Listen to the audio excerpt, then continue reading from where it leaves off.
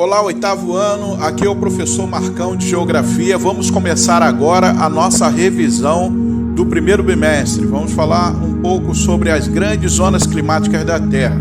O formato geóide terrestre influencia diretamente na quantidade de luz, de calor que cada parte do planeta recebe. Embora o Sol emita praticamente a mesma quantidade de calor a todas as partes do planeta, há diferença na absorção, o que nos permite dizer que o Sol aquece a Terra de forma desigual. Assim, sem considerarmos os outros fatores climáticos, vegetação, relevo, maritimidade e outros mais, quanto mais próximo da região do Equador, maior a quantidade de calor absorvida e menor a amplitude térmica. Da mesma maneira, quanto mais nos aproximarmos dos polos, menores serão as médias térmicas e maior a amplitude térmica. Quando falamos de amplitude térmica, precisamos entender que é a diferença ou oscilação entre as temperaturas máximas e mínimas registradas, ou entre as temperaturas médias durante um certo período. Quando falamos de insolação, estamos falando de radiação solar que incide diretamente em determinada área ou em dado local. Quando falamos de médias pluviométricas, estamos falando de cálculo de quantidade de precipitação de água, de chuva, em determinado local durante certo período. As zonas climáticas da Terra são 5. Zona fria Antártica, zona temperada norte, zona quente, zona temperada sul e zona fria ártica. É importante nós entendermos de que nas zonas frias, tanto ártica como antártica, as temperaturas médias elas serão sempre menos de zero. Já nas zonas temperadas, tanto norte como zona temperada sul, as temperaturas médias serão de 0 a 20 graus positivo. E na zona quente, que também recebe o nome de intertropical, as temperaturas sempre serão mais de 20 graus. Ok? Vamos falar agora das florestas tropicais.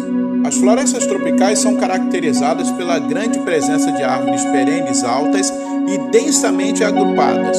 Nessas florestas, em virtude da associação da ação dos ventos, das correntes marítimas, da temperatura e de outros fatores, a umidade é muito grande e as chuvas são constantes, permitindo o desenvolvimento de enormes variedades de plantas hidrófilas, ou seja, plantas que se desenvolvem em ambientes úmidos. As florestas tropicais são considerados os biomas mais ricos em biodiversidade do planeta. Em uma pequena porção da Mata Atlântica, por exemplo, pode haver mais espécies de árvores do que em todo o continente europeu. A matéria orgânica oriunda da cobertura vegetal fornece ao solo a maior parte dos nutrientes necessários para a sua sobrevivência. Na foto, nós podemos ver uma parte do interior da floresta amazônica, uma beleza, obviamente um tanto também assustador se estiver sozinho, mas uma bela paisagem. Vamos falar agora de savanas. As savanas são biomas muito ricos e diversificados. As duas maiores regiões de savana do mundo estão localizadas na África e no Brasil. Típica de áreas que apresentam umidade irregular, com verões geralmente quentes e úmidos e invernos secos. O cerrado é a savana brasileira, com uma vegetação típica do Brasil central. Na foto, nós temos o cerrado no Parque Estadual do Jalapão, em Tocantins. As queimadas naturais ou espontâneas fazem parte do ciclo de vida do cerrado. Grande parte da vegetação sobrevive em razões das adaptações. Agora vamos falar das florestas temperadas. As florestas temperadas, elas compõem as paisagens em que a variação das estações é mais evidente. Dominadas por árvores decíduas ou caducifólias, além de sua grande sazonalidade, as florestas temperadas diferem das florestas tropicais pela menor diversidade biológica. A mata é mais aberta, proporcionando espaço e luz para o crescimento de um estrato de gramíneas e arbustos. Nas florestas temperadas, a primavera, as folhas ficam avermelhadas. No verão, as folhas ficam verdes. No outono, as folhas ficam amareladas. E no inverno, as folhas vão ficando, na verdade, brancas por causa da neve e acabam caindo. Agora vamos falar do conceito de ecúmeno e anecúmeno. Ecúmeno é a área do planeta que apresenta as condições mínimas necessárias à ocupação humana. Anecúmeno é a área inóspita do planeta com características que não permitem a nossa sobrevivência.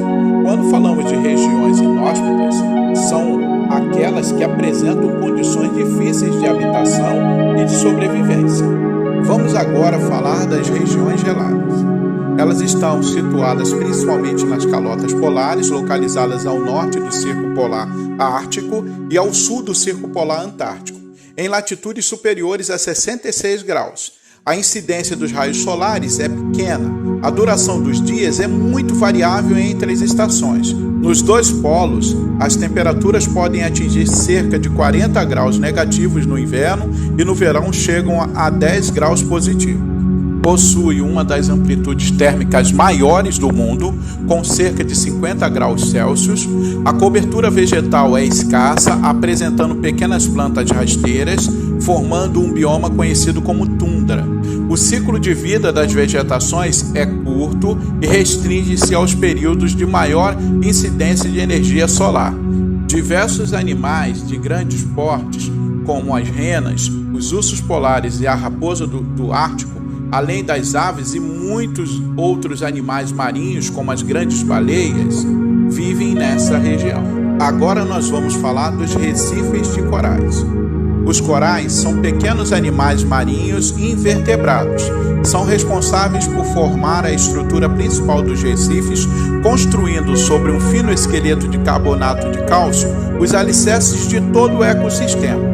Nas últimas décadas, grande parte dos recifes do mundo morreu por causa do aumento global da temperatura das águas oceânicas, provocando um grande estresse nesses organismos.